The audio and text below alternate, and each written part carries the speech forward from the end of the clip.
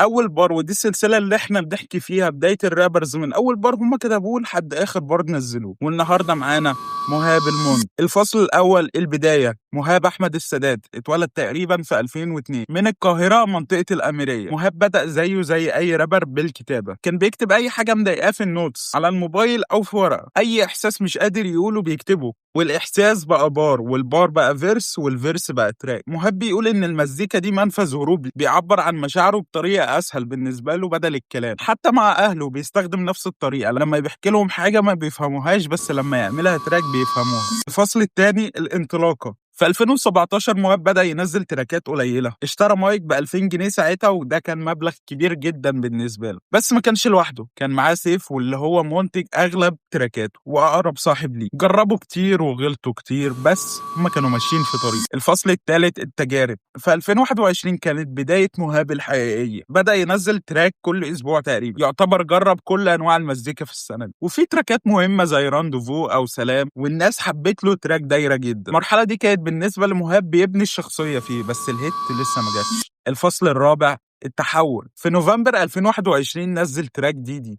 لما حبيت انانير ده ارتجال ايام الكبير، نزل فيا فبتقولي امير، من مو بتغير بس مش بغير. ودي كانت اول هيت حقيقية لمهاب، تراك جاب ملايين وهو مجرد اوديو، وبعدها بشهر نزل تراك خطة ربنا. وانا شاب وفقد الامل، ناس بتروح من الهوا. كان تراك صريح بيحكي فيه انه تعب وخطط، بس في الاخر خطة ربنا هي اللي بتمشي. رغم النجاح كان لسه تايه، هو كان عنده 19 سنة ساعتها. الفصل الخامس الأزمة. في وقت ما مهاب كان بيطلع وتراكاته بتتسمع، حصل مشكلة كبيرة، قناته اتسرقت، والقناة ساعتها كانت داخلة على 100,000 تقريبا. التراكات اتمسحت، الاسم اتغير، ومهاب بعد كده قال إن ده كان حد قريب، ودي كانت وحشة قوي بصراحة. رجع القناة بس ما رجعش التراكات، واختار يبدأ من أول وجديد. الفصل السادس النضج.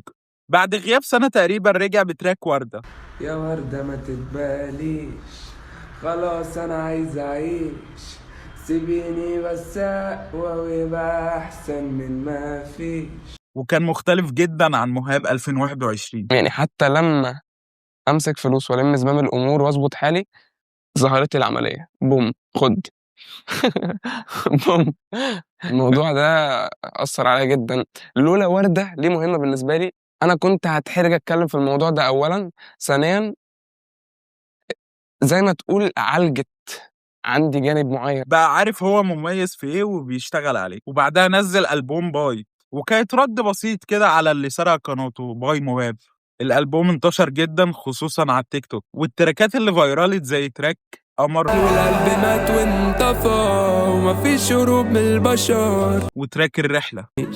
مش عايز اعيش الرحلة، مش ده اللي كنت بتحلم بيه ولا انت نسيت. الفصل السابع يا زميلي. مهاب نزل ألبوم يا قاهرة، وكان فيه أعلى هيت في تاريخ مهاب. نفسي اوري لك الحرق ده، شمس بتغرب لا من الشرق، والتفكير بعد الفجر لدرجة احساس جامد بالتلج. التراك كسر ال10 مليون وفايرال فايرالة مش طبيعية. مش الفكرة في الرقم، الفكرة في القصة بتاعت التراك ده كان رسالة لسيف. يا زميلي، انا كنت كاتبها لسيف، كنت في حته بصراحه فعلا ضلمه قوي، اللي هو انا كنت محتاج ان انا اعوض. زي ما قلت لك كنتش عاجبني اللي انا عملته، فكنت محتاج اعوض ده. فاحنا كنا وصلنا ساعتها لشهرة، وبرضه كنت بدأنا نمسك فلوس، فاللي هو كان بيحتفل. انا كنت مدرك ان ده غلط، احنا في غلط يعني. فما كانش موجود، فاهماني؟ فاللي هو بقى هي من هنا عملت الاغنيه يعني. ومن هنا اصلا يعني اللي هو بدأنا نشتغل، اللي هو بعتها له دي ليك وبتاع مش عارف ايه، فهم بقى. الفصل الثامن الاختلاف. قبل رمضان مهاب نزل هي دي الدنيا، واللي ما كانش تراك قوي، تحس ان هو فيلم وثائقي. بيني وبينك تعبت، بيني وبينك فهمت، سكة بص انا ما شربتش، بس بيني وبينك حاسب. الانترو كان فيه صوت والده بيحكي عن ال4 سنين اللي فاتوا. كنت مصدق جدا ان انت هتوصل لحاجة، كنت مصدق جدا ان انت هتشتغل على نفسك. كنتش هعمل كده لحد ما واحد صاحبه كان عايز يجي، هو من اسكندرية، كان عايز يجي من اسكندرية القاهرة، فما كانش في بيت يقعد فيه، فقعد عندي 4 أيام، فكناش بنتكلم، وكان بيسمع بس اللي أنا فيه والدنيا اللي أنا فيها وبتاع وكذا وكذا وكذا وكذا.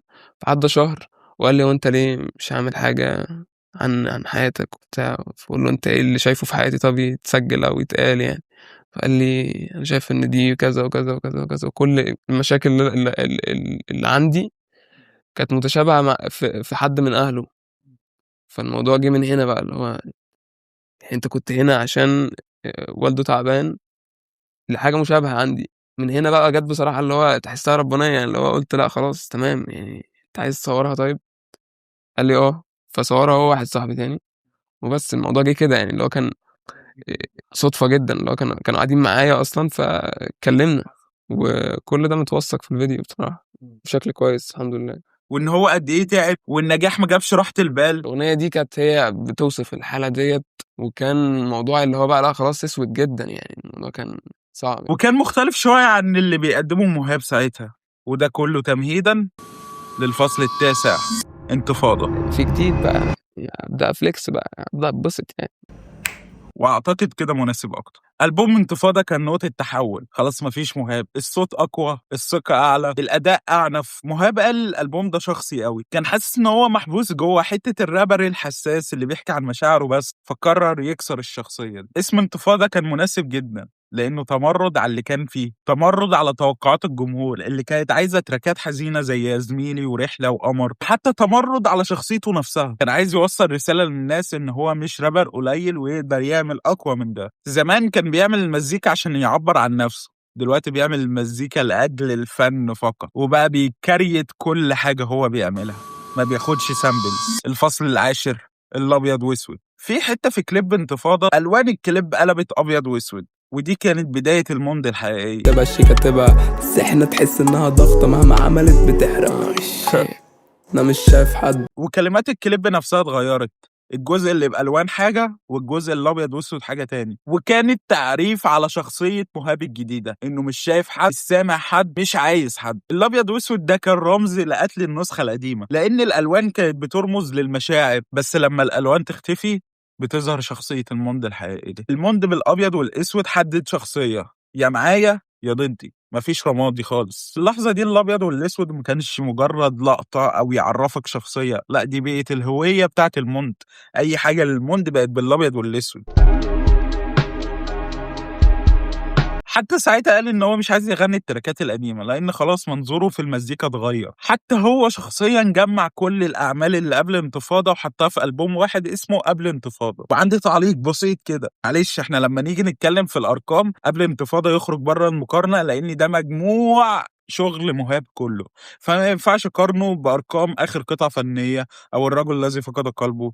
دي مجرد رساله بس يعني. الفصل الاخير، هل نجح التحول ده مع الناس؟ بالنسبه لي الموند نجح في توصيل مزيكته للناس، بقى عنده فانز. زمان كانت الناس بتسمع تراكات مهاب بس مش فانز لمهاب. انا عن نفسي ما جاش معايا من اول مره خالص، حوار انتفاضه ده ما دخلش دماغي خالص، ولا كنت بسمع ولا تراك من تراكات انتفاضه. بس لما انتفاضه ديلوكس نزل عجبني تراك ملك وعجبني تراك وش، وكانت بدايه اقتناعي بالموند. بس بعد نزول تراك امانه وكل التراكات اللي بعدهم كلهم عجبوني، حرفيا كلهم عجبوني. اخو كام مش هنضايق، مش ابن عامل مساك، لو مكاني مش مميز اكيد ده مش مكان، انا مش مغايب. كله جامعة بفتيل، حدش جامعة بيمين، اللي هيظهر على السكة يشيك ان عليه تامين. فاكرني عاطل ولا ايه؟ عشان مختفي نسيتوا معنى الراجل ولا ايه؟ صيادين وانا في بدايتي، دي شاطين ولا دي مرايتي، كله بيميل طب مين هيك؟